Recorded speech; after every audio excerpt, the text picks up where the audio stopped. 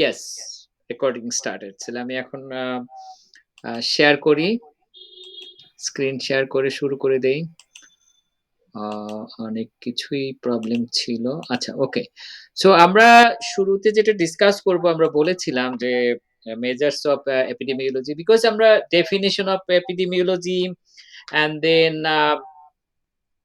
other things like types of epidemiology, branches of epidemiology, এগুলো তো সম্পর্কে মোটামুটি আপনাদের আইডিয়া আছে, তাই না? সো বাট আমরা যদি একটু রিভিউ করি, এবং আমি একটু বলে নেই আগে যে আমি কিন্তু মানে I would like to have your participation in the class. So in that case, sometimes I ask some questions, someone voluntarily, can answer, or sometimes I can also, select students, randomly. আপনারা যারা আগের class আপনারা জানেন যে I have those kind of things. আপনাদেরকে কিন্তু randomly আমি select করতে পারবো আরকি। আরেকটা হচ্ছে যারা আগে আমার ক্লাস যারা করেননি, আরেকটা হচ্ছে যে ওই যে অ্যাটেন্ডেন্স দেওয়ার ব্যাপারটা আরকি, এটা একটু বলে নেই, আমি আগে বলতে পারিনি। So I am not concerned about the just physical attendance, যেটা বোঝায় আরকি। So attendance is not something at university level, is not a big thing. শুধুমাত্র লগইন করে অ্যাটেন্ডেন্স বলা আর ইয়েস রোল কল করা, ইয়েস স্যার, প্রেজেন্ট স্যার, হাজির হুজুর এইসব বলা, এগুলো সময় নষ্ট করার কোনো মানে নেই। সো 20, 30, 40, 50 জন স্টুডেন্ট রোল কল করতেও তো সময় যাবে। সুতরাং আমি ওই রোল কল করি না। আর ওভারঅল অ্যাটেন্ডেন্স আমার কাছে কনসার্ন না। যেটা হচ্ছে যে আপনি পরীক্ষায় ভালো করলে অ্যাটেন্ডেন্স এর জন্য ইউজুয়ালি আমি গ্রেডিং এর কোনো ক্লাসিফিকেশন, অ্যাটেন্ডেন্স এর কোনো ইমপ্যাক্ট নাই। আমি এক্সাম্পল দিয়ে বলি, যেমন মনে করেন আপনি যদি 10 mark attendance plus class participation. So by participation I mean you will ask question, you will answer questions, you will make comments on যে ইনস্ট্রাক্টর যা বললো তার উপরে, আপনার peers, colleagues, fellow students যা বলবে তার উপরে। Even sometimes some students ask question, teacher অনেক সময় বলে যে আচ্ছা অন্য কেউ আনসার করবা কিনা। তো এটাও আপনারা করতে পারেন। So those kind of things, participation is important. So আমরা সাধারণত পার্টিসিপেট করতে চাই না, কোন রকম নীরবে নিভৃতে ক্লাস টাইমটা চলে গেলেই হলো আর কি, তাই না? নাকি আই হোপ যে আপনাদের এই ক্লাস সেরকম হবে না, বাট আমার morning shows the days. So morning was bright except মানে problem in the recording, but that has been sorted out. But I can select you randomly. So আমার there are lots of tools. একটা হচ্ছে যে আমি যদি আপনাদেরকে দেখাই, so আপনারা যদি দেখতে পাচ্ছেন, এখন যদি আমি randomly কল করি, so the first person is randomly selected. So এরকম যদি হয়, তো যেমন ধরেন it's a randomizing participants, সবাই random একটা অর্ডারে নিয়ে আসবে। So Ayesha Siddika Sumi has been selected randomly. So আমরা যদি আরেকবার যদি কাউকে randomly সিলেক্ট করতে চাই, তাহলে সেটাও করতে পারি। let's see, it sometimes takes time. Google classroom এর থেকে বেটার ছিল আর কি।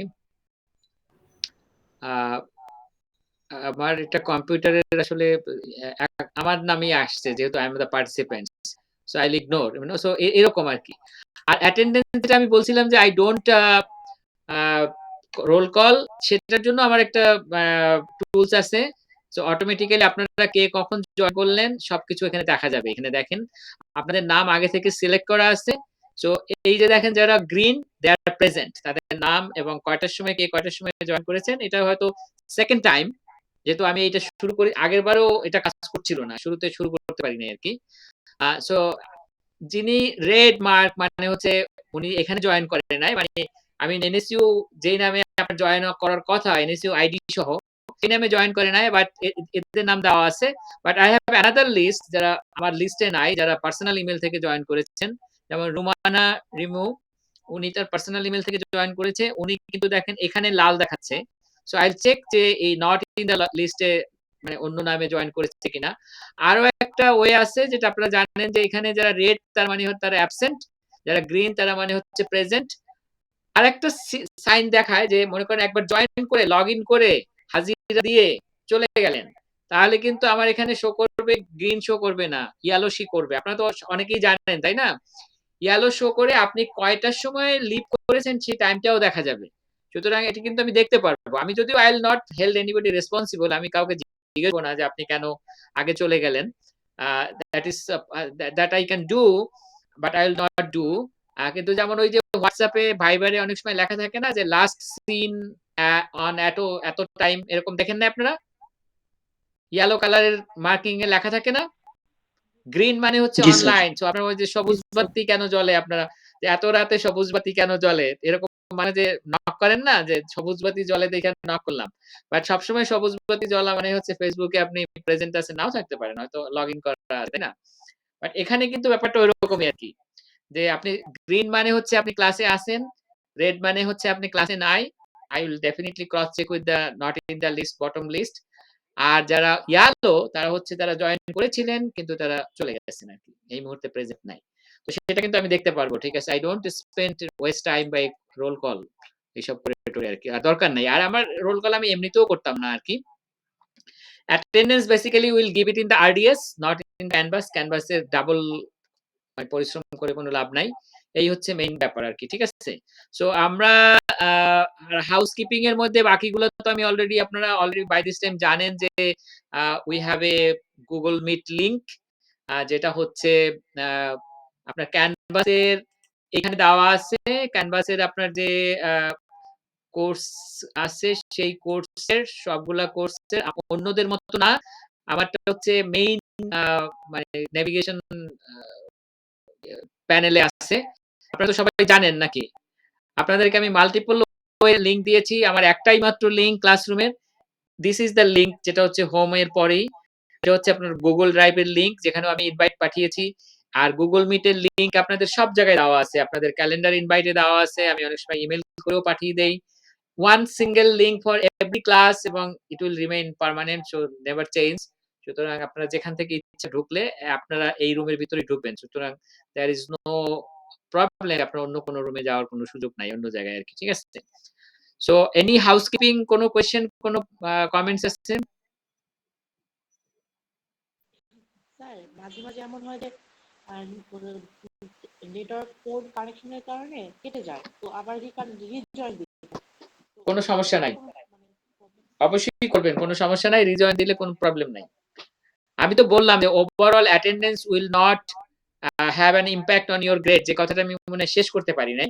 যেমন মনে করেন আপনি 90 মার্কসের মধ্যে যদি আমি চিন্তা করি যে উইদিন 90 মার্ক আপনি ধরেন 93% পেয়েছেন, 93% or 94% out of 90, so you you are eligible for an get an A. But আপনার অ্যাটেন্ডেন্স কম আছে, আমি অ্যাটেন্ডেন্সের মার্ক যদি এড করি তাহলে আপনার এ থাকে না, এ মাইনাস হয়ে যায়, গ্রেডিংটা ক্লাসিফিকেশন চেঞ্জ হয়ে যায়। I'm not going to do that. ঠিক আছে? অ্যাটেন্ডেন্স এর জন্য আপনাদের কোনো গ্রেড আ মানে চেঞ্জ হবে না। ইস দ্যাট ক্লিয়ার?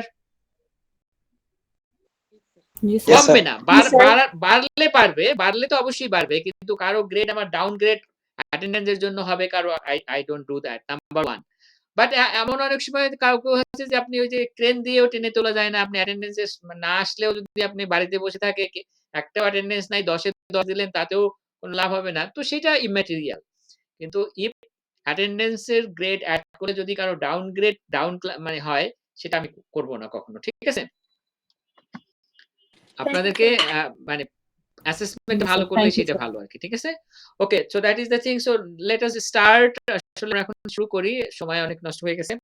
এনিওয়ে, সো যেটা হচ্ছে যে আমরা বলছিলাম যে এপিডেমিওলজির basic things like what is epidemiology, understanding, and then classification, and then different branch. So আমরা যদি একটু আলোচনা করে নেই অল্প একটু, মানে অল্প এই দেখেন এইখানে কিন্তু মানে রেকর্ডিং হচ্ছে। এই রেকর্ডিং এর টাইম যাচ্ছে, এটা আপনারা দেখতে পাচ্ছেন না? 9.056, এই যে this is the recording tools. এখন রেকর্ডিং কাজ করছে আরকি। মানে দ্যাটস গুড। আচ্ছা, সো এপিডেমিওলজি আসলে যদি আমরা ব্রাঞ্চ বলি, বেসিক এপিডেমিওলজির ব্রাঞ্চ মানে আ ক্লাসিফিকেশন কয়টা?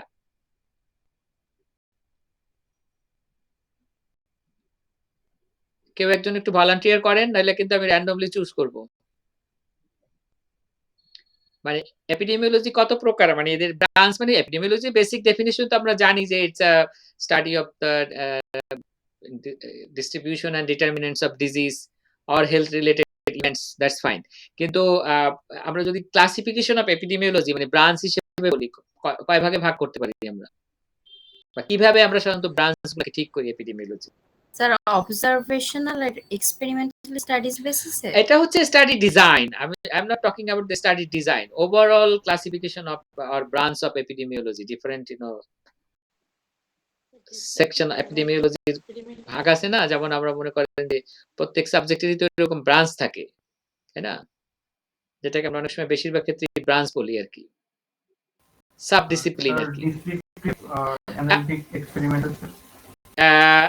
আপনি প্রথম দুটো ঠিকই বলেছেন। আমরা প্রথম যেটা ভাগ করি হচ্ছে depending on the type of data we generate, type of যেটা জেনারেট করি সেই হিসেবে আমরা আসলে বেসিক্যালি দুই ভাগে ভাগ করি ইনিশিয়ালি, নট দুই ভাগে, আমরা পারপাসের উপরে ডিপেন্ড করে। আমি টাইপের কথা বলবো না, বেসড অন দ্য পারপাস আমরা সাধারণত এপিডেমিওলজিকে তিনটা ভাগে ভাগ করি। একটা হচ্ছে ডিসক্রিপটিভ এপিডেমিওলজি, যেটার কাজ হচ্ছে to find out the distribution of the disease.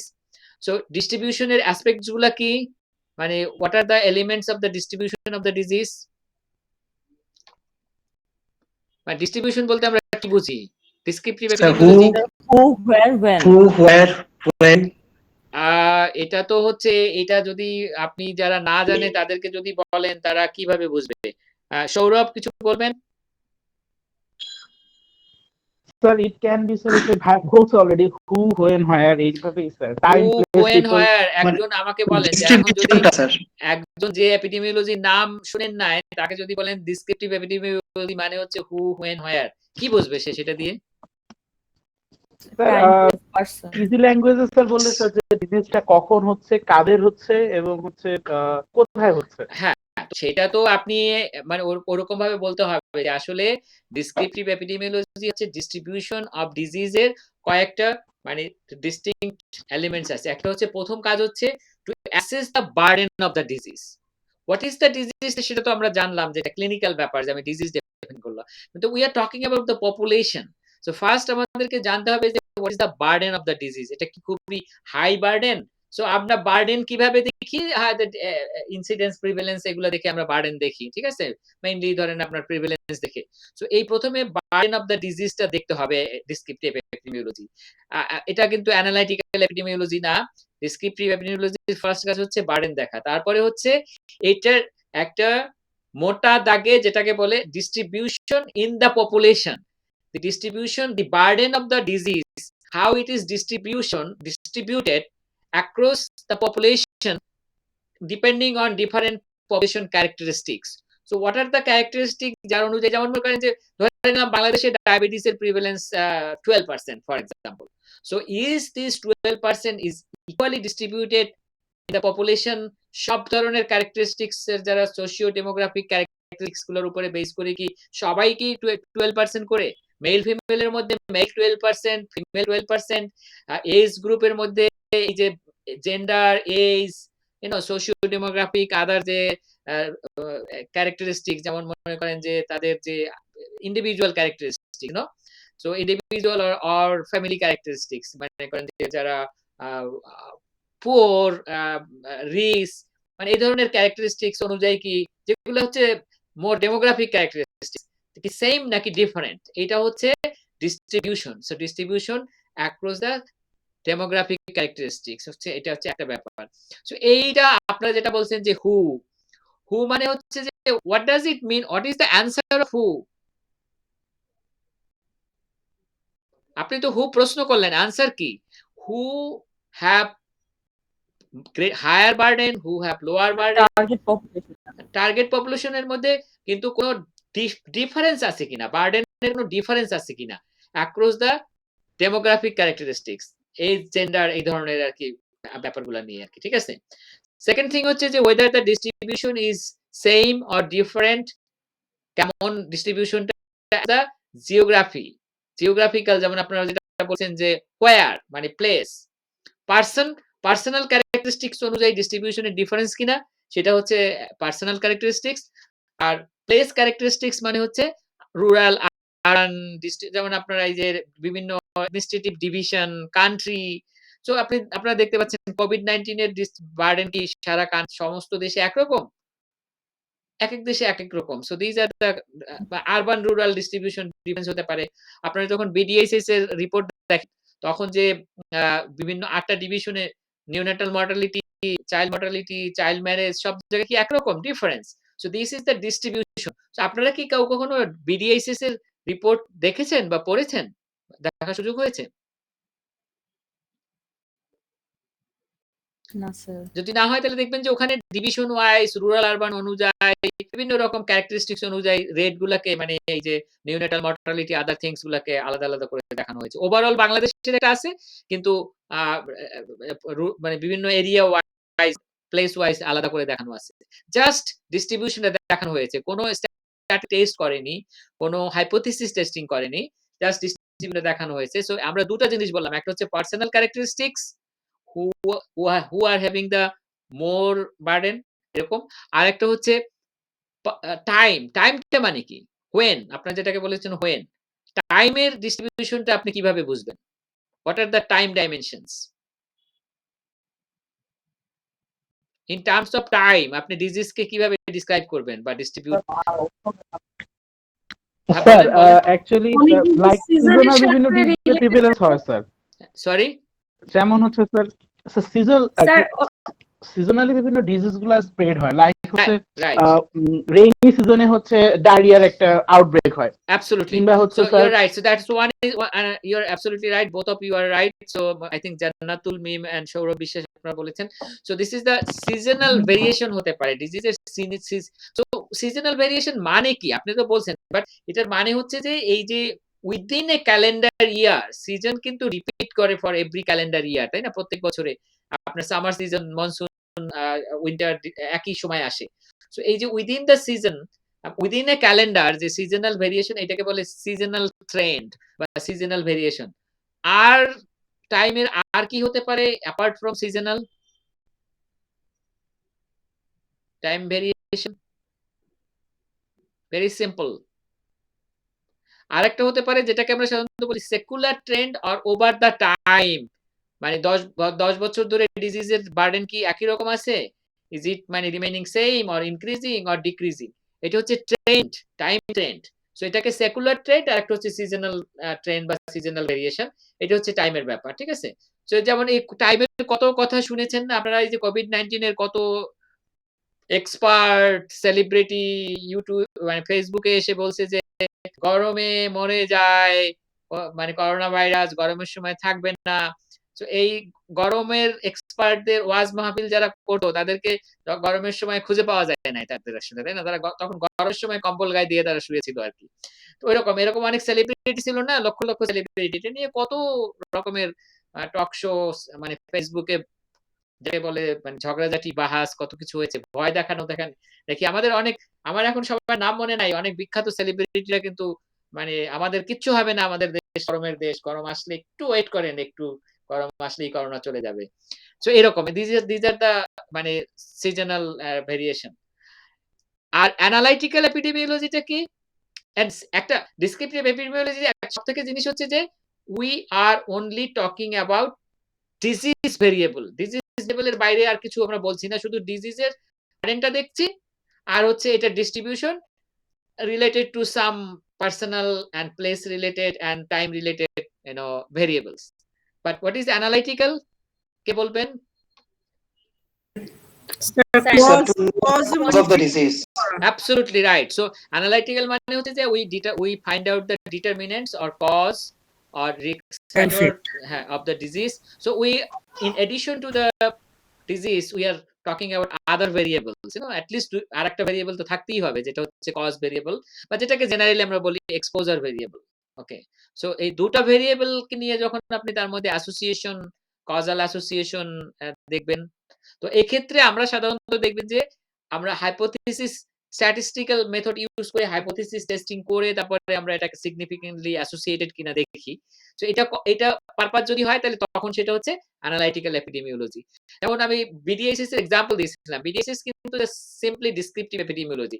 এখানে কিন্তু খুলনা, বরিশাল বিভিন্ন ডিভিশনের মধ্যে নিউনাটাল মর্টালিটি কোন জায়গায় পার 1000 32, কোথাও 28, কোথাও 24, এটা কিন্তু লিখে দিয়েছে খালা, আর কিছু বলেনি তারা। আপনি খালি চোখে আই বোলিং করে দেখছেন যে হয়তো এই ডিভিশনে একটু বেশি কিন্তু ওই ডিভিশনে একটু কম, কিন্তু it's depending on a sample. তারা কিন্তু স্ট্যাটিস্টিক্যালি সিগনিফিকেন্টলি ডিফারেন্ট কিনা এই কমেন্টসটা কিন্তু বিডিএসএস এর রিপোর্টে নাই। সেই জন্য বিডিএসএস এর এন্টায়ার রিপোর্ট হচ্ছে ডিসক্রিপটিভ এপিডেমিওলজির রিপোর্ট। কিন্তু বেসড অন আপনি যদি এই ডেটা ডাউনলোড করে আপনি যদি অ্যানালাইসিস করে হাইপোথিসিস টেস্টিং করে যদি দেখান যে ঢাকা ডিভিশনে চিটাগং ডিভিশনের মধ্যে সিগনিফিকেন্ট মানে স্ট্যাটিস্টিক্যালি সিগনিফিকেন্ট ডিফারেন্স আছে এবং সেটার উপর বেস করে যদি আপনি পাবলিকেশনস করেন জার্নাল আর্টিকেলে, then it will become an analytical study. তখন আপনি কিন্তু মানে statistical association, whether it is a causal association or other types of association সেটা আমরা বললাম, তখন সেটা analytical epidemiology হয়ে যাবে। আর what is applied epidemiology?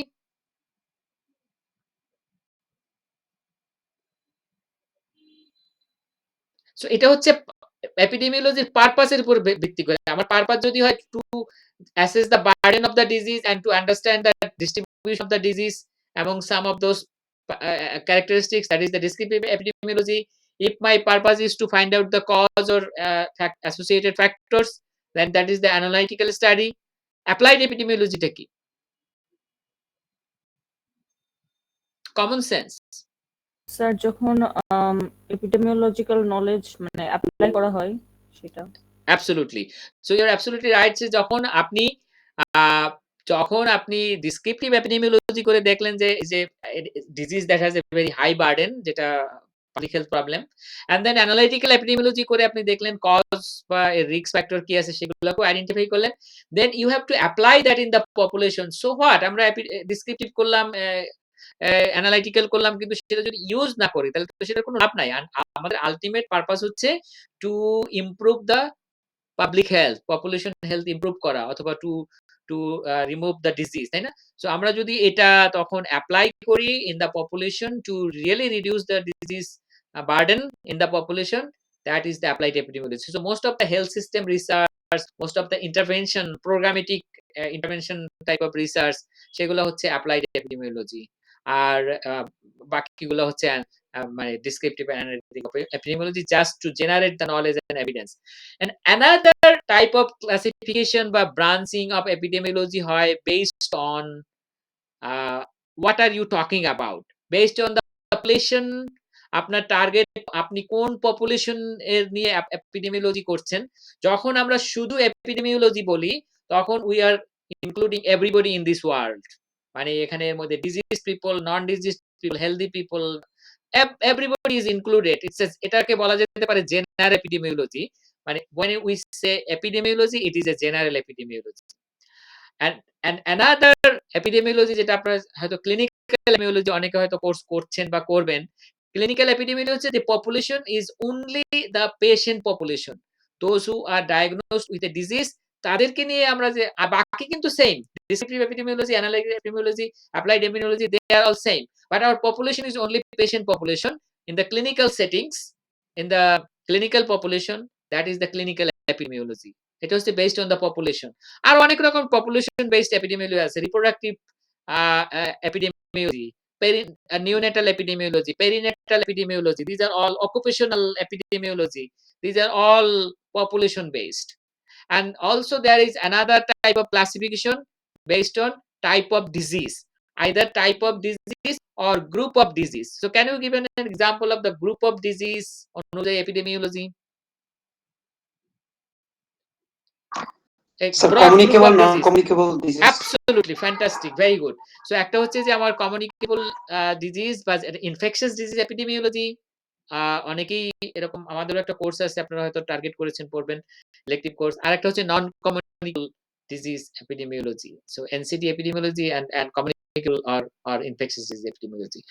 এবং আপনি এছাড়াও আরো অনেক ধরনের ডিজিজ আপনি মানে ক্লাসিফিকেশন আপনি বলতে পারেন, যেমন নন কমিউনিকেবল এর মধ্যে আবার অনেক আছে, আপনি সবগুলা মিলেই বলতে পারেন। ক্যান্সার এপিডেমিওলজি মানে হচ্ছে all cancer isolatedly, cardiovascular epidemiology only all cardiovascular. ক্যান্সারকে আপনি আবার একটা দুইটা ডিজিজ নিয়েও অনেক সময় এপিডেমিওলজি হয় আর কি, যদি আরো ডিটেইল, যেমন এপিডেমিওলজি অফ ডায়াবেটিস, ডায়াবেটিস এরকমই। সো এটা হচ্ছে disease specific or group of disease specific, এবং আরেকটা হচ্ছে পপুলেশন স্পেসিফিক। অনেক সময় যেমন সেটিংসটাকে আপনি দুই ভাবেই বলতে পারেন, যে কনটেক্সট অনুযায়ী ব্রাঞ্চিং আমরা করি। যেমন একটা আমরা অকুপেশনাল এপিডেমিওলজি বলেছিলাম, সেটা আপনি অকুপেশনাল সেটিংসে বা যেমন ক্লিনিক্যাল সেটিংসে আমরা বলছি সেরকম। এনভায়রনমেন্টাল এপিডেমিওলজি হচ্ছে যখন আমরা এনভায়রনমেন্ট নিয়ে মানে এইসব এপিডেমিওলজিক্যাল মেথোডোলজি অ্যাপ্লাই করি। So those are the different types of epidemiology. But আমরা যেটা এখন আলোচনা করতে চাচ্ছি সেটা হচ্ছে যে এই যে মানে ডিসক্রিপটিভ এপিডেমিওলজিতে যে আমরা বার্ডেন অফ এপিডেমিওলজি যে মেজার করব, হাউ উই মেজার দোজ মানে burden of disease in terms of standardised method. আমি যদি বলি যে দিস খুলনা ডিভিশনে 100 জন কোভিড-19 পেশেন্ট আইডেন্টিফাই করা হয়েছে, এন্ড ঢাকা ডিভিশনে 500 জন কোভিড-19 পেশেন্ট আইডেন্টিফাই করা হয়েছে, ডিটেক্ট করা হয়েছে। Can we compare between Khulna and Dhaka with these No, numbers? sir. No, No, this sir. is just absolute number. So we have to identify some standardized population level measures to really quantify the burden of the disease. তো সেটাই হচ্ছে measures of disease frequency, just not the absolute number, because absolute number of disease is no meaning unless and otherwise we have the denominator. That means this number of disease is identified out of how many people. ঠিক আছে, 100 জনের মধ্যে 5 জন নাকি 500 জনের মধ্যে 5 জন, that is the difference. So that is basically the measures of epidemiology burden, basically descriptive epidemiology measurement গুলা. So these are the definition আমরা already discuss করেছি. This is an important thing যে আমরা we talk about two different thing. One is the disease, যেটাকে আমরা সাধারণত অনেক সময় বলি আউটকামও বলি জেনারেলি। এনি সবসময় যে ডিজিজ হবে তা না, cure can be also an outcome, side effect. So any outcome, so এটাকে আমরা হচ্ছে যেহেতু জেনারেল এপিডেমিওলজিতে ডিজিজটাই মেইন আউটকাম, ক্লিনিক্যাল এপিডেমিওলজিতে disease is not an outcome because everybody has the disease, and then the determinants হচ্ছে exposure, and epidemiology deals with the measurement. So that is, অনেক সময় এপিডেমিওলজিকে বলা হয় measurement science. But what do we measure? We measure very simple things. We measure disease and exposure.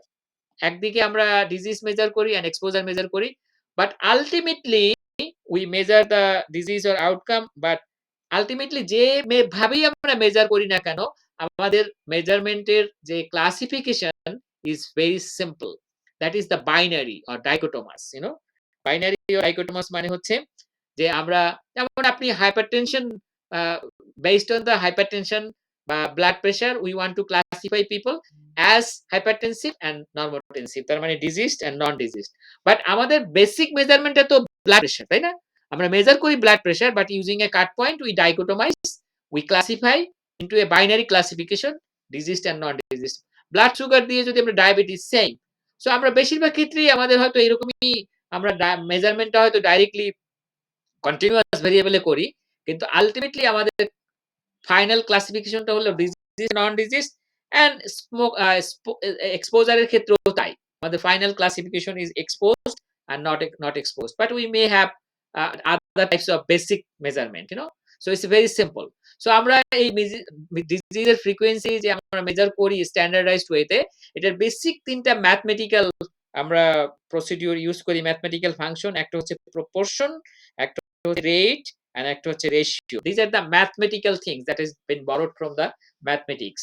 But যে in epidemiology proportion টাকে use করে আমরা যেটা মেজার করি সেটা হচ্ছে, একটা হচ্ছে প্রিভ্যালেন্স আর একটা হচ্ছে ইনসিডেন্স। রিস্কটা হচ্ছে বেসিক্যালি ইনসিডেন্সের দুই রকম, ইনসিডেন্স এটাই রিস্ক। ইনসিডেন্স প্রপোর্শনটা হচ্ছে পপুলেশন লেভেলের মেজারমেন্ট, যেটাকে আমরা পরে বলবো যে কিউমুলেটিভ ইনসিডেন্সও বলি। সো এই ইনসিডেন্স প্রপোর্শনটাকেই ইন্ডিভিজুয়াল লেভেলে আমরা এটাকে বলি রিস্ক অথবা probability of developing disease. Population লেভেলে এটা হচ্ছে incidence proportion or cumulative incidence, but at individual লেভেলে আমরা এটাকে টার্মস অফ প্রবাবিলিটি যখন এক্সপ্রেস করি তখন আমাকে রিস্ক বলি, because risk is nothing but basically is probability of developing A hazardous outcome, harmful outcome. আমাদের যখন ভালো আউটকামের প্রবাবিলিটিকে কিন্তু আমরা কখনো রিস্ক বলি না, আমরা কি বলি রিস্ক অফ কিওর বলি না, আমাদের যেমন রিস্ক অফ ডেথ বলি, কিন্তু সার্ভাইভালের ক্ষেত্রে কি আমরা রিস্ক বলি? আমরা রিস্ক বলি না, আমরা তখন বলি আচ্ছা। প্রবাবিলিটি, তাই না? সো বেসিক্যালি রিস্কটা হচ্ছে probability of harmful undesirable outcome, এটা হচ্ছে রিস্ক। আর আমরা ইউজ করি রেট এবং রেশিও। রেটের মধ্যে আমরা বেসিক্যালি হচ্ছে রেট কখনো প্রিভ্যালেন্স হয় না, যদিও আপনি বই খুঁজলে হাজার হাজার বইয়ে হাজার হাজার লাইনে প্রিভ্যালেন্স রেট শব্দটা শুনবেন, অ্যাবসলিউটলি এ মিসনোমার। কখন প্রিভ্যালেন্স কখনোই রেট না, prevalence is absolutely A proportion. কিন্তু আমরা অনেক সময় বলি, তো বড় বড় এপিডেমিওলজিস্টরা যখন প্রিভ্যালেন্স রেট বলে তখন ওইটাই সঠিক হয়ে যায়, but I I tell you যে এটা ঠিক না। গ্রামাটিক্যাল পয়েন্ট অফ ভিউ থেকে যদি আমরা বলি, এপিডেমিওলজিক্যাল পয়েন্ট অফ ভিউ থেকে, prevalence is always a proportion, it's not a rate. Rate has a definitive, very specific definition, so we'll talk about that. And ratio মানে হচ্ছে anything, proportion ও একটা ratio, rate ও একটা ratio. in mathematics ratio মানে কি? any number divided by another number is ratio, Ratio. right? Ratio. But Yes, sir. proportion is a special ratio where some properties are met. Rate is a special ratio, যেখানে আমাদের কিছু বক্তব্য আছে। এর বাইরে যত রকমের মানে এইরকম যে কোনো কিছু আমরা ডিটারমাইন করি by dividing one number by another number, তার মানে আমার একটা নিউমারেটর আছে, একটা ডিনোমিনেটর আছে, এবং আমরা বাংলায় যেটা বলি, এটা রেজাল্ট যেটাকে বলি সাধারণত, মানে বাংলায় কি বলা হয়, ভাগফল আর কি। সো আমরা তো একটা নাম্বারকে আরেকটা নাম্বার দিয়ে ভাগ করি, এই ভাগফলটা মানে আপনার হতে পারে প্রপোর্শন ইন স্পেশাল কেস, হতে পারে রেট ইন স্পেশাল কেস, বাকিগুলো সবই হচ্ছে রেশিও। তার মধ্যে মোস্ট ইম্পর্টেন্ট রেশিও যেটা, সেটা হচ্ছে আমরা অডস। আমরা অডস রেশিও নাম সবাই শুনেছেন। odds ratio is you can understand that odds ratio is a ratio, but anybody, do you have any clear understanding that odds ratio comes from odds, but odds itself is a ratio? So আমরা অনেকেই, আমি জানি যে অনেক সময় আমরা করি কি, যে odds এর কনসেপ্টটাকে না বুঝে আগে odds রেশিওর কনসেপ্ট বোঝার চেষ্টা করি। দ্যাটস এ রং। কারণ odds রেশিও হচ্ছে ছেলে, odds হচ্ছে, কারণ odds থেকে odds রেশিও ক্যালকুলেট করা হয়। odds না বুঝে odds রেশিও বোঝার কোনো মানে নাই। আই এম শিওর যে বাংলাদেশে, স্পেশালি বাংলাদেশে অনেক অনেক অনেকেই এরকম ভাবে মানে মানে শিখায়।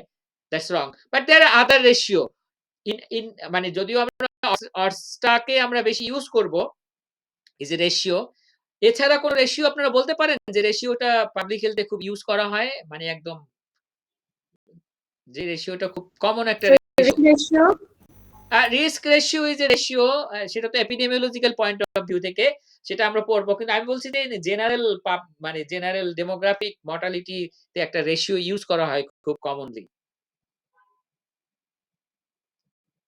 যেমন আপনি নিওনাটাল মর্টালিটিকে কি বলে বলেন তো? নিওনাটাল মর্টালিটি রেট বলে নাকি রেশিও বলে নাকি রেশিও বলে স্যার। নিওনাটাল মর্টালিটিকে রেট বলে sir. Infant mortality, neonatal mortality, under 5 mortality, এগুলোকে রেট বলে, যদিও Rate এগুলো বলে। আসলে কারেক্টলি রেট না, এটা হওয়ার কথা ছিল প্রপোর্শন বা রিস্ক, কিন্তু এটাকে রেট বলে, ঠিক আছে। কিন্তু এমন কোন মর্টালিটি, মানে এরকম রেট বা টাইপ বলতে পারেন যেটাকে আসলে রেট বলে না, রেশিও বলে আর কি, বড় গলায় রেশিও বলে? Sir maternal mortality. Absolutely, very good, that's a maternal mortality ratio. এটা কিন্তু রেট না, রেশিও না। এটা আমি আইল কাম ব্যাক যে ওটা কেন রেশিও, কেন রেট না। তো একসময় কিন্তু এটা রেট বলতো, ম্যাটারনাল মর্টালিটি রেট বলতো, কিন্তু এখন এটা কারেক্ট হয়ে গেছে। সুতরাং প্রিভ্যালেন্স কেও একসময় অনেকে রেট বলতো, এখন আপনি আগে 90% এপিডেমিওলজিস্টরা প্রিভ্যালেন্স কে রেট বলতো, এখন 90% এপিডেমিওলজিস্টরা, মানে এই যুগের 90% এপিডেমিওলজিস্টরা প্রিভ্যালেন্স কে আর রেট বলে না। ওই বয়স্ক অনেকে আছে এখনো, তারা অনেক বিখ্যাত এপিডেমিওলজিস্ট, কিন্তু তারপরেও এখনো তারা রেট বলে এটা। সো প্রপোর্শনালিটি জিনিসটা very simple. Proportion is a special ratio where the denominator and numerator has a certain specific relationship. So এখানে বেসিক্যালি denominator হচ্ছে the entire number of people under consideration, number, entire number of people under consideration, যেটাকে আমরা বলি whole, সবাইকে নিয়ে, তারা হচ্ছে denominator, আর numerator হচ্ছে যে ক্যারেক্টারিস্টিক্স অফ আওয়ার ইন্টারেস্ট, যে a part of the whole is suffering from a disease, সুতরাং they will go to the numerator and the entire number of people will be remaining in the so আপনি মনে করেন আমি simple যদি বলি যে আপনার কোন একটা জায়গায় 100 জন লোক আছে তার মধ্যে 10 জন লোকের ডায়াবেটিস আছে তাহলে 100 জন কোথায় যাবে ডিনোমিনেটর সো ডিনোমিনেটর বেসিক্যালি হচ্ছে আপনার মনে করেন এর মধ্যে আমি এই যে 90 people does not have diabetes and 10 people has diabetes so 90 plus 10 is equal to 100 the entire 100 will be in the denominator and এখান থেকে কমবে না এই যাদের ডায়াবেটিস আছে এই 10 জনকে আমি নিউমারেটরে নিয়ে যাব তার মানে এই না যে এই 10 জন নিউমারেটরে নিয়ে গেলাম দেখে আমি ডিনোমিনেটরটাকে বাদ দিয়ে দেব it will not be something like 10/90 তাইলে এটা আর প্রপোর্শন হবে না তাইলে এটা রেশিও হয়ে যাবে ঠিক আছে কিন্তু আমি নিচ্ছি 10 and the entire 100 in the denominator this is the proportion এরকম ভাবে যদি আমরা করি সেটা হবে proportion যে it is a part over whole তার মানে whole এটাকে অনেক সময় এরকম ভাবে বলি যে the numerator must be included in the denominator numerator must be a subset of the denominator and the denominator must include the numerator the numerator can only come from the denominator মনে করেন আমার 100 জন লোক আছে তার মধ্যে 10 জন লোকের diabetes আছে আপনি অন্য জায়গা থেকে 2 জন ডায়াবেটিসের লোক এখানে এসে ঢুকিয়ে দিলেন যে 2 জন ডিনোমিনেটরের মধ্যে নাই এই 100 জনের মধ্যে না অন্য এক জায়গা থেকে that will not be the case so all numerator number people has to come from the denominator ঠিক আছে জি স্যার তাইলেই শুধুমাত্র প্রপোর্শন হবে এবং প্রপোর্শনের আপনারা জানেন যে রেট হচ্ছে মানে রেঞ্জ হচ্ছে 0 থেকে 1 it will be 0 থেকে 1 হবে ও মাই গড কি ধরনের আজে বাজে জিনিস আচ্ছা ঠিক আছে আমাকে একটু 1 মিনিট সময় দিতে হবে জি স্যার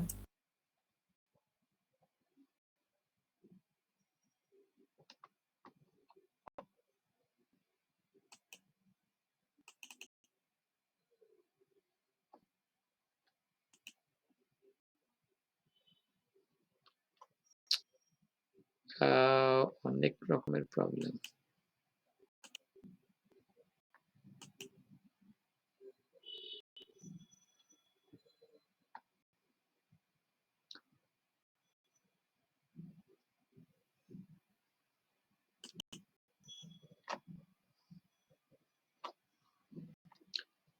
Okay, so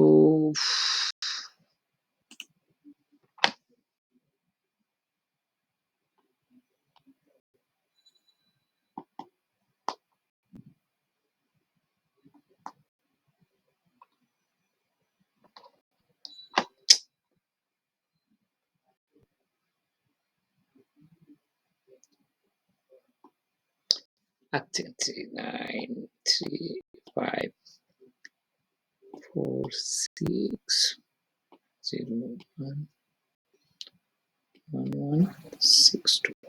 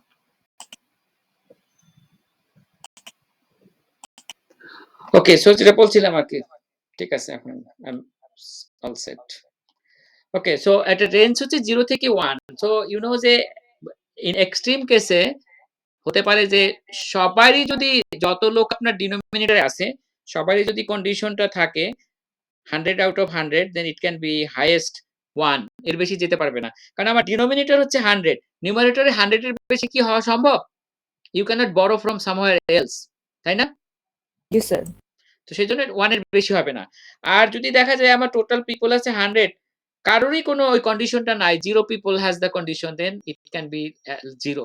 সো আপনি যখন প্রপোর্শন বলবেন তখন ইট রেঞ্জেস ফ্রম 0 to 1, তার মানে হচ্ছে এটা ডেসিমেলে প্রকাশ করতে হবে। 0.1, 0.25, 0.12, ঠিক আছে? এবং এটার কোনো ইউনিট থাকবে না, তার কেননা ডিনোমিনেটর এবং numerator unit is exactly the same. এটা যদি মানুষ হয় all are human, এটা যদি অন্য কিছু হয় তাহলে all are same। তো যার জন্য the unit will be cancelled out, যার জন্য কোনো ইউনিট থাকবে না। and usually proportion কে আমরা 0.2 যদি বলি যে ডায়াবেটিস এর প্রিভ্যালেন্স 0.1, এটা এপিডেমিওলজিস্ট হিসেবে তারা বুঝবে, কিন্তু লেম্যানরা সবসময় এটা বুঝতে চাইবে না।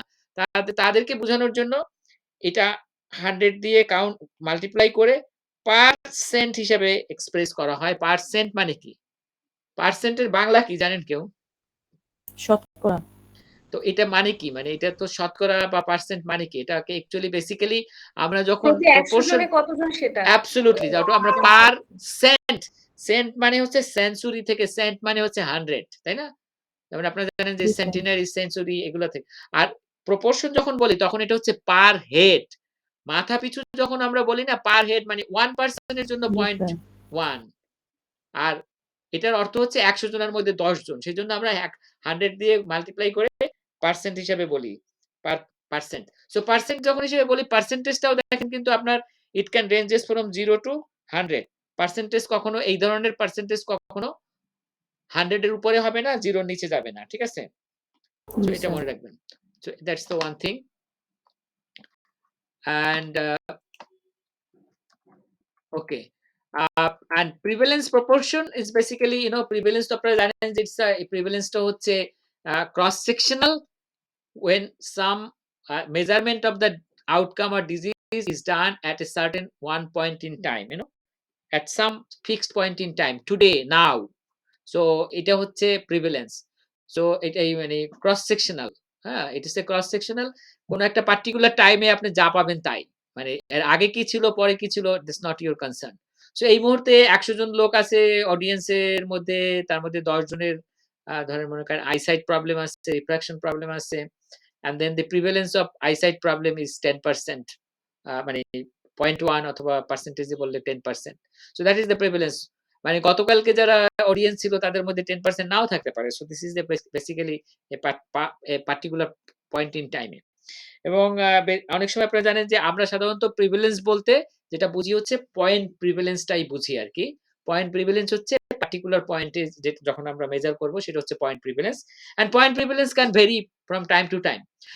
আরেকটা জিনিস আপনারা কেউ কখনো শুনেছেন এটা? যদি কেউ শুনে থাকেন আমাকে বলবেন। প্রিভিলেন্স এন্ড ইনসিডেন্স এর ডিফারেন্স করতে যে অনেকে নিউ ডিজিজ এবং ওল্ড ডিজিজ বলে, যে প্রিভিলেন্স মানে হচ্ছে both new and old disease, আর ইনসিডেন্স হচ্ছে শুধু নিউ ডিজিজ। এই কনসেপ্টটা কি কারো মাথায় আছে? জি জি স্যার। স্যার জি স্যার আছে। কি আছে একটু বলেন তো, এই জিনিসটা কি আসলে আমাকে একটু বুঝেই বলতে পারবেন? স্যার ইনসিডেন্স বলতে শুধু হচ্ছে নিউ কেসেস, আর প্রিভিলেন্স বলতে বোথ হচ্ছে ওল্ড এন্ড নিউ কেসেস। আচ্ছা, বুঝলাম। আচ্ছা, আমাকে এখন অন্য কেউ একজন বলেন যে what is the definition of new? Can you tell me what is the definition of new? Sir একটা সার্টেন টাইমে একটা সার্টেন ডিজিজে যে ইফেক্টেড হচ্ছে সেটা মানে এই টাইমের আগে সে ইফেক্টেড ছিল না, সেটা বোঝাতে নিউ, সেটা আমরা নিউ দ্বারা বোঝাচ্ছি। আচ্ছা, শোনেন, আপনি তো ঠিক আছে, আপনি অনেকটাই ঠিক বলছেন, কিন্তু আপনি যদি আগে যে নিউ এবং ওল্ড কেসের প্রিভিলেন্স মানে বোথ নিউ কেস এবং ওল্ড কেসের যে থিওরি দেওয়া হয়েছে, সেই থিওরিতে আজকে আপনি বলছেন যে একটা সার্টেন টাইমের আগে ডিজিজ ছিল না, তারপরে হয়েছে, তাই না? জি স্যার। আচ্ছা, তো এখন আজকে আপনি যে জিজ্ঞেস করলেন যে আপনার কি ডায়াবেটিস আছে, সে বলল আছে, তার মানে সেই কেসটা কি প্রিভিলেন্স এর মধ্যে প্রিভিলেন্স হবে নাকি ইনসিডেন্স হবে? Sir prevalence. তো সেই আজকে যাকে আমি ডায়াবেটিস হিসেবে পেলাম, তার ডায়াবেটিসের শুরু কবে হয়েছিল? আজকে? নাকি কালকে? নাকি আগের দিন? নাকি তার আগের দিন? 1 বছর আগে না 10 বছর আগে? মানে এই কেসটা কিভাবে আমার কাছে কোনো একটা কেস আজকে যাকে আমি অলরেডি ডায়াবেটিস হিসেবে পাচ্ছি, সেই কেসটাকে how can you define as a new case? Where is the new case come from? যদি আমি কাউন্টডাউন আজকে থেকে শুরু করি আর আজকে আজকে যদি থেকে ডিটেক্ট হয় তাহলে স্যার নিউ কেস। আজকে ডিটেক্ট হলে তার আপনি কি মনে করেন আজকে ডিটেক্ট করলেন আর আপনি যখন পেলেন তখনই ডিজিজটা হয়েছে? তার আগের না মোমেন্টে স্যার, তার ডিজিজ ছিল না। না স্যার, না তো স্যার, আমি একটা ইন্টারেস্টিং গল্প বলি আপনাদেরকে, যে আমি জিজ্ঞেস করছিলাম না যে নিউ এর ডেফিনিশন কি? সো আপনারা বলেন যে সার্টেন টাইমে, what do you mean by certain টাইমে? আমি একটা পার্সোনাল এক্সপেরিয়েন্সের গল্প বলি। এই গল্পটা আমি প্রত্যেকটা এপিডেমিওলজি ক্লাসে বলি। আমি যখন তখন আইসিডিএবি তে জব করি, আমি একটা ফিল্ড সাইটে গিয়েছিলাম, মিরসরাইতে একটা ফিল্ড সাইট ছিল। তো আমার এক কলিগ ছিল, আগে থেকে উনি ওখানে আছে। তো আমি যখন গিয়েছি ওখানে জয়েন করেছি, at the time I was unmarried, এবং ওই আমার কলিগ যে তার একটা বাচ্চা ছিল টডলার, এই 2.5 বছর বয়সের সবে একটা মেয়ে, নাম ছিল পিউলি, এখন মনে হয় সে ক্যানাডাতে আছে। তো ওখানে কিছুদিন জয়েন করার পরে বিয়ে হয়, বিয়ে করার পরে আমার ওয়াইফকে আমি নিয়ে যাই। তখন ওই পিউলি, সে মেয়েটা, আমার ওয়াইফকে সে ডাকা শুরু করলো নতুন আন্টি, ঠিক আছে? অ্যান্ড স্টিল শি কলস আর নতুন আন্টি। তার এই নিউনেস এর কিন্তু কোনো চেঞ্জ হয় নাই। সো আপনারা যে নিউ বলছেন, এই নিউ এর ব্যাপারটা কিন্তু আসলে অনেকটাই আপেক্ষিক। এই যে সার্টেন টাইম বলছেন, এটা আপেক্ষিক। সো বেসিক্যালি যদি আমরা যখন ইনসিডেন্স আপনারা যদি অলরেডি শিখেছেন, ইনসিডেন্স মানে হচ্ছে যদি একদম সহজ কথা, আমি যদি কোনো একজন ডিজিজ ফ্রি লোককে আমার চোখের সামনে, মানে আমি যখন ফলো আপ করছি, ডিজিজ ডেভেলপ করতে দেখি, সেটা হচ্ছে আমার কাছে নিউ কেস। মনে করেন যে আমি একটু প্রিভ্যালেন্সের আগে মানে ইনসিডেন্সে চলে যাচ্ছি। মনে করেন আপনি এরকম একটা সময় আপনি একটা ফলো আপ শুরু করলেন, 100 জন লোককে নিয়ে ফলো আপ করলেন, all of them has to be disease free. 100 জন সবাই কি ডিজিজ ফ্রি, কনফার্ম তাদের ডিজিজ নাই, ঠিক আছে? এখন তাদের ফলো আপ করতে করতে এখানে যে একজন লোকের ডিজিজ ডেভেলপ করলো, সেই আপনি ফলো আপ শুরু করছেন এই পয়েন্টে, এই পার্সনের ডিজিজ ডেভেলপ করলো, এই ডিজিজটা আপনার কাছে কি ইনসিডেন্স, মানে নিউ তো বাদ দেন, এটা কি নিউ কেস হবে আপনার কাছে নাকি ওল্ড কেস হবে? মানে এটা কি আপনার কাছে ইনসিডেন্স হবে নাকি প্রিভ্যালেন্স হবে? ইনসিডেন্স হবে। তো আপনি কি সারা পৃথিবীর পপুলেশন কি মানে আপনি কি সমস্ত অধিকার করেছেন? অনেকে বলে নাকি আপনার এটা কি মানে কবলা করা বুঝেন? কবলা চিনেন? জমি জমা বিক্রির ক্ষেত্রে না স্যার, মানে একদম কি শুনেছেন? কবলা মানে কি একদম বিক্রি করে দেওয়া, মানে সত্ত্ব ছেড়ে দেওয়া। তো আপনার কি পৃথিবীর সব মানুষের সত্ত্ব শুধু আপনার একার? অন্য লোকের কি রিসার্চ করার অধিকার নাই? সো আপনি এইখানে স্টাডি শুরু করে, ফলো আপ শুরু করে, ডিজিজ ফ্রি 100 জন লোকের ফলো আপ শুরু করে, এখানে এসে একটা লোকের ডিজিজ ডেভেলপ করলো, তাকে আপনি ইনসিডেন্স বললেন। এখন মনে করেন আরেকজন এই একই পপুলেশনে এই টাইমে এসে সে ফলো আপ শুরু করলো। This is the person 1, this is the person 2। Person 1 এর কাছে এটা হচ্ছে ইনসিডেন্স, পারসন 2 এর কাছে এই কেসটা কি? প্রিভিলেন্স। তো বিকজ সে তো তার চোখে, এই লোকটা তো আসছে এই সময়, সে তো তার চোখের সামনে এই ডিজিজ ডেভেলপ করতে দেখে নাই, দেখেছে না দেখে নাই? জি স্যার, দেখেনি। তো তার কাছে এটা নিউ কেসও হবে না, ইনসিডেন্সও হবে না। সো বেসিক্যালি ইনসিডেন্স হচ্ছে, প্রিভ্যালেন্স হচ্ছে এক্সিস্টিং কেস, এই মুহূর্তে যারা প্রেজেন্ট আছে। এবং আমি আর্গুমেন্ট দিতে পারি যে no prevalence case is new case, এর মধ্যে কোনো নিউ বলে কিছু নাই। আমি আপনাদের পরের স্লাইডে কেন নিউ বলে আমি বলছি। আমার চোখের সামনে কিন্তু আসলে কোনো ডিজিজ অনসেট হয় নাই। আমি যাকে জানতাম একসময় ডিজিজ ফ্রি, তার ডিজিজ ডেভেলপ করেছে, that is the incidence to me.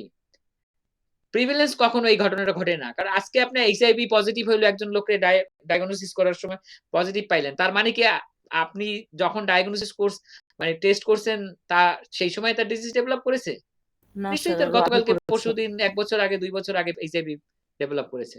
So কখনোই প্রিভিলেন্স কেস নতুন কেস হয় না, এটা সবই হচ্ছে existing case. This are all old case. আপনাদের ভাষায় সবই হচ্ছে ওল্ড। তার মানে আমার ডায়াগনোসিস যেদিন আমি জানলাম সে ডিজিজ হয়েছে, নিশ্চয়ই তার অনসেট অফ ডিজিজ তার আগে হয়েছে আর কি। এটা হচ্ছে একটা ব্যাপার। কিন্তু পয়েন্ট প্রিভিলেন্সের কথা আমরা বলছি, লোকজনে কেন বলে বোথ ওল্ড কেস, সেটা হচ্ছে পিরিয়ড প্রিভিলেন্সের ক্ষেত্রে একটা জোর করে নিউ অ্যান্ড ওল্ড কেস বলা হয়। সেটা হচ্ছে পিরিয়ড প্রিভিলেন্স হচ্ছে আমি কিন্তু ডাটা কালেক্ট করছি আজকের এই সময়, this is my data collection time, and আমি এক্সিস্টিং সব লোককে দেখছি। তো সুতরাং এই টাইমে দেখা যাচ্ছে যে এই লোকটাও ডিজিজ আছে, এই লোকটারও ডিজিজ আছে, এই দুইজন লোক হচ্ছে আবার কাছে পয়েন্ট প্রিভিলেন্সের নিউমারেটর। কিন্তু আমরা কোনো সময় কখনো কখনো এটার পিছনে একটা মানে উইন্ডো পিরিয়ড অ্যাড করে দেই, রেফারেন্স পিরিয়ড, যে গত এক সপ্তাহের মধ্যে আপনি আপনার ডিজিজ ছিল কিনা, গত এক সপ্তাহের মধ্যে আপনার ডিজিজ ছিল কিনা, তাহলে আপনার কারেন্টলি ডিজিজ আছে কিনা, এবং গত এক সপ্তাহের মধ্যে এই মুহূর্তে হয়তো ডিজিজ নাই, কিন্তু you are suffering from this disease in the last 1 week time. ঠিক আছে? সো সেই ক্ষেত্রে এই 1 উইকটাকে আমরা তখন একটা এই মানে রেট্রোস্পেক্টিভ ফলো আপ, আমরা মনে করি যে আমরা ফলো আপটা শুরু করছি এই সময়, কিন্তু আসলে তো তা করি নাই। আমরা ফলো আপটা কিন্তু আমরা ডাটা কালেক্ট করছি এই সময়, আমরা কিন্তু এই সময় ছিলাম না। কিন্তু আমরা তখন বলি যে লাস্ট 1 উইকে তো এই লোকটা এই মুহূর্তে ডিজিজ আছে, এই লোকটা এই মুহূর্তে ডিজিজ আছে, এবং এই লোকটার ডিজিজ গত এক সপ্তাহের মধ্যে ছিল, কিন্তু তার অনসেট ছিল অনেক আগে। এই লোকটার ডিজিজ অনসেট হয়েছে এই টাইমের মধ্যে, এই রেফারেন্স পিরিয়ডের মধ্যে অনসেট ডেভেলপ করেছে, মানে ডিজিজ অনসেট হয়েছে। এই লোকটারও ডিজিজ অনসেট হয়েছে এই রেফারেন্স পিরিয়ডের মধ্যে, but this person has develop disease long before. তো তাকে বলি যে এই উইন্ডো পিরিয়ডে এই লোকটা হচ্ছে ওল্ড কেস, আর এই উইন্ডো পিরিয়ডের মধ্যে এই লোকটা হচ্ছে নিউ কেস। এটা হচ্ছে একটা মানে এক ধরনের অনলি পিরিয়ড প্রিভ্যালেন্সের ক্ষেত্রে এইটা কোনোভাবে মানে মানে চিন্তা করা যায় আর কি, খাটানো যায় আর কি, সো কল্ড ওল্ড কেস আর নিউ কেস। বাট মানে আমার কথা হচ্ছে যে I don't know, because that is basically reported case. সে লোকটা রিপোর্ট করছে, সত্যি তার কোনো নিশ্চয়তা আছে? আর আমি যখন ইনসিডেন্স দেখি তখন তো আমি একদম কনফার্ম হয়ে নাই যে আমার শুরুতে যাদেরকে আমি নিয়েছি তাদের মধ্যে কারোরই ডিজিজ নাই, disease free population, and all of them are at risk of developing the disease. সেরকম লোককে আমি একটা নির্দিষ্ট পিরিয়ড পর্যন্ত ফলো আপ করি। এই ফলো আপ পিরিয়ডের মধ্যে যত লোকের ডিজিজ ডেভেলপ করবে তারা হচ্ছে আমার কাছে ইনসিডেন্স, আমার কাছে, যেহেতু আমি আমার চোখের সামনে ফলো আপ করেছি। ঠিক আছে? So is that clear? কারো কোনো কোশ্চেন কমেন্টস আছে? কোনো any comments or question? Okay, so basically এই এই স্লাইডটা আমি একটু বলবো, আমি একটু আপাতত স্কিপ করে যাই। ইনসিডেন্সের ব্যাপারটা যদি আমরা দেখতে চাই তো সেক্ষেত্রে আমি অলরেডি অর্ধেক বলে ফেলেছি যে ইনসিডেন্সের সাথে আসলে ওই নিউ ওল্ড বলে কিছু নাই। ব্যাপারটা হচ্ছে যে you have to have a follow up, এবং আপনাকে number of people has to be followed over certain time, and যাদেরকে ফলো আপ করবেন all of them have to be free of the disease or free of the outcome at the beginning of the follow-up. So identify a population that is free of the disease, and all of them are at risk of developing the disease. All of them are at the risk of developing disease মানে কি? তার হয়তো disease নাই কিন্তু he is not at risk, he is immune. আপনি একটা ফিজিশিয়ানদের মধ্যে COVID-19 এর ইনসিডেন্ট দেখার জন্য 500 জন ফিজিশিয়ানকে ফলো আপ করবেন। So all 500 people has to be without the COVID-19, যারা তাদের জীবনে কোনোদিন কোভিড-19 হয় নাই সেরকম, অথবা কারেন্টলি তারা কোভিড-19 এ সাফার করছে না, তাদেরকে নিয়ে আপনি ফলো আপ শুরু করলেন। ঠিক আছে? এবং all of them have to be at risk of developing the disease. এর মধ্যে যদি কেউ ভ্যাকসিন দেওয়া থাকে তাকে আপনি নেবেন না, কারণ ভ্যাকসিন দিয়ে সে already has removed his risk of developing the disease, he will not be included in this. So দুটা পয়েন্ট, একটা হচ্ছে যে has to be free from the disease and has to be are at risk of developing the disease, তাদের disease হওয়ার risk আছে। যেমন মনে করেন আপনি সার্ভাইকাল ক্যান্সার দেখার জন্য মানে গ্রুপ অফ উইমেনকে ফলো আপ করবেন, বা মনে করেন যে সার্ভাইকাল ক্যান্সার বলাটা ঠিক হবে না, মনে করেন যে ইউটেরাসের মায়োমা বা সামথিং লাইক ক্যান্সার আপনি দেখার জন্য দেবেন। কোনো উইমেন তো হতেই হবে, মেলদেরকে তো আর আপনি এদের মধ্যে নিবেন না। কিন্তু যদি কারো হিস্টেক্টমি করা থাকে ইভেন উইমেন, তাদেরকে আপনি এই দলে নিতে পারবেন না, because they are not at risk of developing cancer. So এই দুটাই বুঝতে হবে। এই ফলো আপ টাইমের মধ্যে যত কেস রেকর্ড করবেন আপনি, আপনার জন্য এটা new case, because all are new case, মানে এখানে ওই সেন্সে নিউ কেস, বাট আমরা সাধারণত জেনারেলি বলি this are the incident case. New old না বলে আমরা বলি নিউ কেস, মানে এই ফলো আপ করে যে কেসগুলোকে আমরা পাই তাদেরকে বলি incident case, so called new case. আর যারা প্রিভেলেন্সের মাধ্যমে যে কেসগুলোকে আইডেন্টিফাই করি এক্সিস্টিং কেস, সেগুলোকে বলি প্রিভেলেন্ট কেস। আমার মানে truly speaking this are all old case, কারণ কোনো প্রিভেলেন্ট কেস আসলে আমার কাছে নিউ না এবং ইনসিডেন্ট কেস না, দ্যার এক্সিস্টিং কেস। কারো ডিজিজ গতকালকে হয়েছে, কারো 10 বছর অনসেট অফ ডিজিজ। যে পেশেন্টের অনসেট আমি নিজের চোখে দেখি নাই, সে আমার কাছে আসলে ইনসিডেন্ট কেস না, ঠিক আছে? And incident be two types, একটা হচ্ছে প্রপোর্শন, যেটাকে আমরা ইনসিডেন্স প্রপোর্শন বলি অথবা কিউমুলেটিভ ইনসিডেন্স বলি। তো এটা হচ্ছে প্রপোর্শন, সেই জন্য হচ্ছে এটা ইনসিডেন্স এন্ড প্রপোর্শন, মেজারমেন্টটা প্রপোর্শন, সেই জন্য এটাকে ইনসিডেন্স প্রপোর্শন বলা হয়।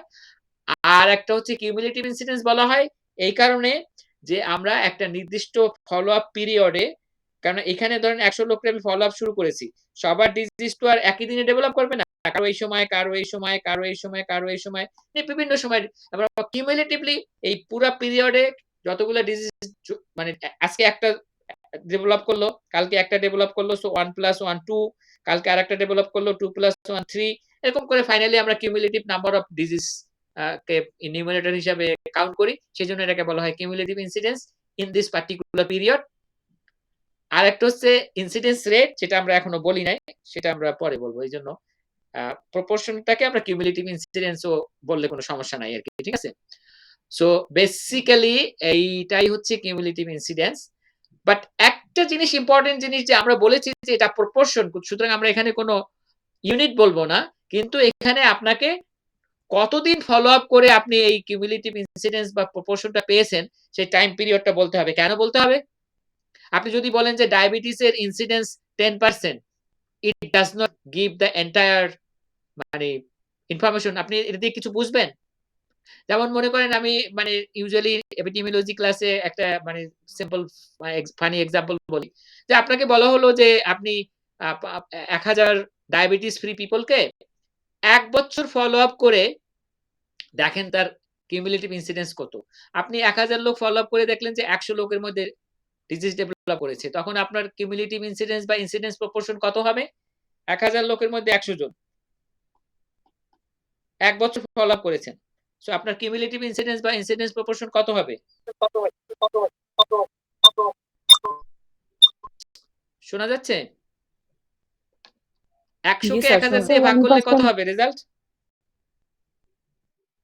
0.1 0.1 এখন আমি আরেকজনকে যদি বলি যে আপনি 1000 ডায়াবেটিস ফ্রি লোককে 2 বছর ফলো আপ করে এসে দেখেন যে কতজনের মানে ইনসিডেন্স প্রপোর্শন কত হলো, আপনি দেখলেন যে 1000 লোককে 2 বছর ফলো আপ করলে 200 জন লোকের ডায়াবেটিস ডেভেলপ করেছে, তাহলে আপনার কিউমুলেটিভ ইনসিডেন্স কত হবে? 0.2। একজন যদি 3 বছর ফলো আপ করে দেখে যে 300 জনের ডেভেলপ করেছে, তার হবে 0.3। সবাই তো রাইট। আপনাকে জিজ্ঞেস করলাম যে আপনার কিউমুলেটিভ ইনসিডেন্স বা প্রপোর্শন কত পেয়েছেন? 0.1 পেয়েছি। আরেকজন বললেন যে 0.2 পেয়েছি, আরেকজন বলছেন 0.3 পেয়েছি। একই পপুলেশনে অল আর কারেক্ট। তাহলে আমরা এটাকে বুঝবো কিভাবে? আমাকে বলতে হবে যে this is the time period দিয়ে, না টাইম পিরিয়ড দিয়ে, যে দিস 0.1 হচ্ছে 1 ইয়ার, 1 ইয়ার ইনসিডেন্স প্রপোর্শন হচ্ছে 0.1, 2 ইয়ার ইনসিডেন্স প্রপোর্শন হচ্ছে 0.2, 3 ইয়ার্স ইনসিডেন্স প্রপোর্শন হচ্ছে 0.3 অর কিউমুলেটিভ ইনসিডেন্স। অথবা আপনি কি এটাও বলতে পারেন যে 10% হচ্ছে বা 0.1 হচ্ছে cumulative incidence in 1 year follow up. But আমরা মোস্টলি বলি 1 year cumulative incidence, 2 year cumulative incidence. তার মানে আমার কতটা duration of time follow up করেছি সেটা আমাকে অবশ্যই উল্লেখ করতে হবে, ঠিক আছে? So this is a kind of diagram of cumulative incidence, যে আপনি সবাইকে disease free and at risk পপুলেশনকে শুরু করে আপনি এখানে শেষ করলেন। ভিতরে যতজন ডেভেলপ করলো, 7 জন ডেভেলপ করেছে বাই টোটাল 12%, আপনার কিউমুলেটিভ ইনসিডেন্স প্রপোর্শন হচ্ছে 0.58% হিসাবে 58, বাট ইটস 1 ইয়ার 12 মান্থস বা 1 year cumulative incidence in 1 year, or আমরা ইয়ারটাকে আগেও বলতে পারি যে it's 1 year cumulative incidence. Okay, so এটা অবশ্যই বলতে হবে যে, বাট কিউমুলেটিভ ইনসিডেন্স ক্যালকুলেট করার ক্ষেত্রে আমরা যেভাবে বললাম, এটা তো আইডিয়াল সিচুয়েশন যে আমরা সবাইকে নিয়ে ফলো আপ যাত্রা শুরু করেছিলাম, কিন্তু সবাইকেই আমরা একদম শেষ পর্যন্ত নিতে পেরেছি। কারো ডিজিজ ডেভেলপ করেছে, আবার বাকিদের করে নাই। কিন্তু ন্যাচারাল সিচুয়েশনে ঘটনাটা এরকম হবে না। আপনার এই রিসার্চ করার জন্য দুবাইতে চাকরি পেয়েছে, সে কি আপনি 10 বছরের একটা ইনসিডেন্স দেখার জন্য একটা জায়গায় ফলো আপ শুরু করলেন, মাঝখানে একজন লোক তার ডিজিজ ডেভেলপ তো করে নাই, ডিজিজ ডেভেলপ যে 1 বছর পরেই করবে এমন তো কোনো কথা নাই। তো ডিজিজ তো ডেভেলপ করে নাই, সে দুবাইতে চাকরি পেয়ে গেছে, সে কি আপনার রিসার্চের জন্য বসে থাকবে? না স্যার। সে তো দুবাই চলে যাবে। তাইলে কিন্তু Loss যাওয়ার হবে। আগে তার ডিজিজ ডেভেলপ করে নাই। তো এটা হচ্ছে লস টু ফলো আপ, তাই না? সো এখন তাকে আপনি কি করবেন? এই লোকটা ডিজিজ ডেভেলপ করার আগে দুবাই চলে গেছে, লস টু ফলো আপ হয়ে গেছে। তাকে প্রপোর্শন ক্যালকুলেট করবেন। সো তাকে তো যদি আপনি নিউমারেটরের মধ্যে ওই লোকটাকে ডিনোমিনেটরের মধ্যে যদি রাখেন, তাহলে তাকে তো নিউমারেটরেও কোনো না কোনো স্ট্যাটাসে রাখতে হবে। তার তো ডিজিজ ডেভেলপ করে নাই যাওয়ার আগে। এবং আপনি কি জানেন যে সে পুরো 10 বছর যদি বাংলাদেশে থাকতো তাহলে ডিজিজ ডেভেলপ করতো কিনা নাকি করতো না? সে কি মানে আমাদের তো আইদার স্ট্যাটাস হচ্ছে 0 আর 1। 10 বছর ফলো আপ করার পরে কারো স্ট্যাটাস হবে 0, তার মানে তার ডিজিজ ডেভেলপ করে নাই, কারো হবে 1। সো আপনি 1 হিসেবে ডিনোমিনেটরে তাকে রাখলেন, কিন্তু আইদার আপনাকে নিউমারেটরে